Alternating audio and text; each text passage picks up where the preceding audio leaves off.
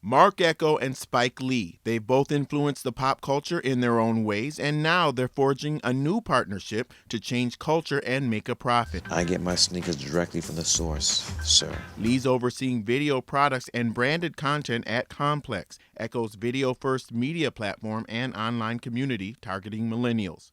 I sat down with him to find out more about the partnership. Tell me what you're going to be doing.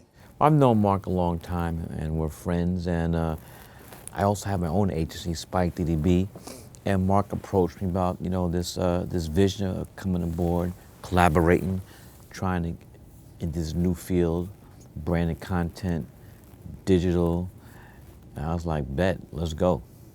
Okay. Mark, why did you tap Spike to do this? Oh my goodness, I mean, as a fan and a student to his work since I was coming up in high school, I recall not only his film work and like the amazing, obviously documentary work, which I think could be a useful tool for us, but I also am very familiar with his commercial work. If it was, Jordan Brand, Levi's, and all the successful campaigns, even to the most recently Monet Davis campaign he did with it was Cadillac, yeah? Oh, Chevy. With Chevy, right? The point is that he kind of, from a ability to help add both gravitas, rigor, behind the camera, his where he sits at NYU with all these young, filmmakers around him. There was no doubt that his advisorship and his hands-on would be really useful for us at Complex. So, we have a really long relationship and friendship, and it made a lot of sense to say, hey, I think it's time. We got to figure this out. He called me. Video has been growing tremendously for us. The last year and a half, we've really kind of built out the infrastructure on video. It's plus 100 million video views a month. Last month. I mean, that's like up 300% since, October. So, the growth has been really rapid. We've gotten there by, some just-in-time content with a product called Complex News. We have gotten there by building series like Magnum Opus that we actually do. It's a branded, sponsored content with McDonald's. It's a lot of using all the best practices of digital media, using Facebook and Twitter, our own pipe, our own native video player, and on YouTube. And we're seeing kind of the audience really kind of start to say, hey, wow, I could go to Complex for video. And we have enough in the pipe every day where our audience is coming back and really, taking it in. Okay, so you really want to push through to the next level. Next level is qualitative excellence. It's more branded content like that we could do together. Give me some examples of the kind of content we'll see in this partnership. I think you'll go ahead. I don't like to talk about stuff before it happens, but I'll tell you, it will be there. Come on, Yeah. It will be there. If you look at our body of work, and I think you could use your imagination as to where this could go. Yeah. And I think, like Spike says, like it's like loose lips sink ships. We want to execute on the projects at hand. It'll be a blend of original IP, branded content. It'll be a bunch of stuff. Okay, and not to be cliche, but you are really going after the millennial audience. You already have that audience. Yeah. How are you speaking differently to them than the traditional people that are doing the volume of video views that you're doing monthly? Oh, I think the Complex voice is quite unique, and I think what me and Spike... More diverse, I would say, definitely. Yeah. And what have you learned about this audience? I mean, Spike, we always say in our manifesto, we want to work with creators that change the face of popular culture. Spike has done that. And, before people were calling us millennial, right? Spike knew the kind of inherent diversity of interest across an audience, right? And thus the success in his career. I think Complex is really a byproduct of that. Like, we're a reaction to that movement.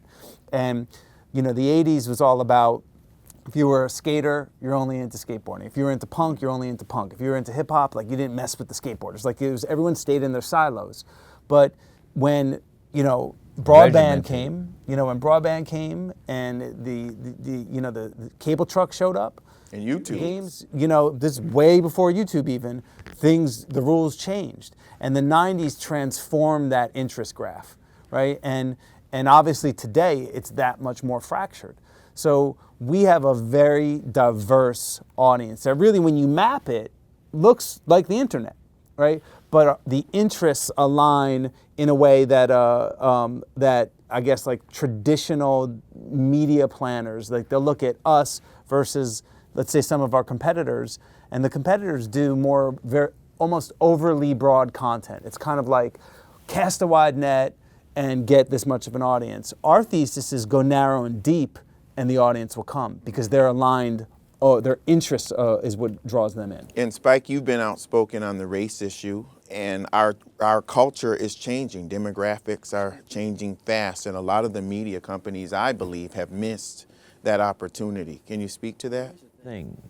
The United States Census Bureau said by as early as 2030, 2035, white Americans are going to be a minority in this country.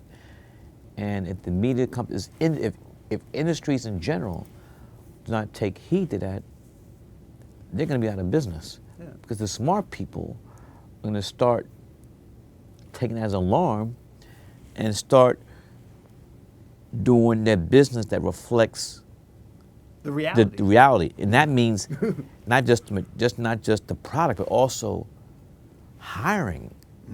You can't be all this stuff and then you go to your office and there's no people up in there, So diversity has to be in both sides. And a lot of people just talk out of the side of their mouth, but I think the people that truly embrace it, those are the ones that are going to win. Because it's not just altruism, it's capitalism now. It's Here's the thing, here's the thing, I'm just appealing to people's love of the almighty dollar. Right. If you want to make money, this is the way to go. Right. Yeah. Not even thinking about, when I'm talking about Dr. King, we would dream, pull that to the side. Yeah. It is Black History Month, let's pull that to the side. But just the almighty dollar bottom line, this is the best way to go. Yeah. I think the realities are the realities, and that, we could talk about people's perception of demographic planning and then the realities on the ground, right? And people have diverse interests, even though you might cast them or write the script of how they look on the outside. It's pretty amazing how broad their interests are on the inside, right. and how they find alignment, right, and congruency. So that's what Complex has done. We've sought to organize this reality. And I couldn't articulate it 15 years ago in this way, when we started the magazine. Just learn, learn. This is just like I was wanting to build a solution that said that cool and notions of cool don't discriminate. If it's Tony Hawk on a hoverboard, or if it's Wale and Jerry Seinfeld, if it's Monet Davis and Spike Lee, cool manages to kind of be like a magnet. There's an energy there that kind of things come together, and that's how I view things. I see them as complex. I say it in our manifesto. It's not black, it's not white, it's not analog, it's not digital. It's complex, and it's supposed to make people scratch their head. I can't change the fact that the way Madison Avenue out there organizes their demographic grid, the way that media planning, the green light process in the studios, broadcasters on big networks, they're still working in these silos, but they got to take an inventory. It's not like that on the ground. Right. Okay, it's not like that on the ground when you get into hey, what are you listening to? Who do you follow on social media? You see the diversity is really broad. Mm-hmm. And it's not simple. You said you couldn't articulate it 15 years ago, but you certainly lived it. I mean, you were a kid in New Jersey doing graffiti that came up in the culture and understood the culture emotionally. Yeah, yeah. Isn't that is that a big advantage for you now? I don't think I've had a unique, experience. I think there were a lot of people like me coming up, that saw, that the world around them was far more diverse than, let's say, what the TV was broadcasting. It's mass, but the media has lagged behind and not realized. Yeah, you always have people behind. Yeah, I think that has more to do with age and an age gating. Like I think the gatekeepers, their selection bias is because of generationally where they're from. That'll change. Obviously, you guys have known each other for a long time. Yeah. How did the deal come together? Call me up. Okay. Yep. Went to a game. We went to a game. You know, people don't know this, but a lot of business gets done at Knicks games, especially at halftime. Billions of dollars of business is done at halftime, even when we stink. And we just kept talking about it. Yeah. I was telling him Yeah, what we was going on feeling in it my out. world and my world, and he was telling me what was going on in his world, and we were like, this just makes sense, you know. And I told him my ambitions for 2015, and there's not a lot of people that kind of check as many boxes that could help us in kind of in that pursuit of qualitative excellence, you know, as a media company. How much video do you think you'll be doing? Well, we're gonna see. Hopefully, a lot. You know, it'll be a blend of branded and then a blend of you know, some original IP, but also Spike. Listen, just as someone who could help us on our green light process. Yeah. Okay. Our you know, like when we stack our slate, we were talking about it earlier. Like we have a slate that we're planning out for, you know, the second half of the year. Like having his eyes on that. Is it an EP role? Is it behind the camera? We're gonna case by case make those assessments. You're going to be hands-on with Oh it. yeah. I mean, look, I'm not coming here bogarting. You know, this is a collaboration, and Mark would tell me where he needs me. Do you have anyone that you look at and say, hey, they're doing pretty good in terms of potential competitors? Yeah, I think there's plenty of people that are doing really, really good. And there's people that are outside of maybe kind of my selection bias around content that I have a lot of respect for, that just in terms of like their ability to create, you know, very rapid fire or long form, you know, meaningful content. I think it's the Wild West. And I think, you know, our greatest competition is ourselves. I really do. And every experience in my career, you know, and not trying to like dodge or like dodge a bullet or try to, I don't want to disparage any competitors. Like I have enough things I'm critical of myself that I'm consumed on making that better before like I'm starting to look, you know, like we internally as an organization like have enough to refine that I don't need to be worried about, you know, what everyone else is doing. And I feel like we have enough of a certain point of view and enough of years of practice, habitually getting that better and better, that just working on that is what's gonna take us to the party. Well, you've had a lot of success with Complex in a very short period of time. When did you start it? Well, it's not really that short. That's what's interesting. It's like almost 15 So years. it took you 15 years to become an overnight success.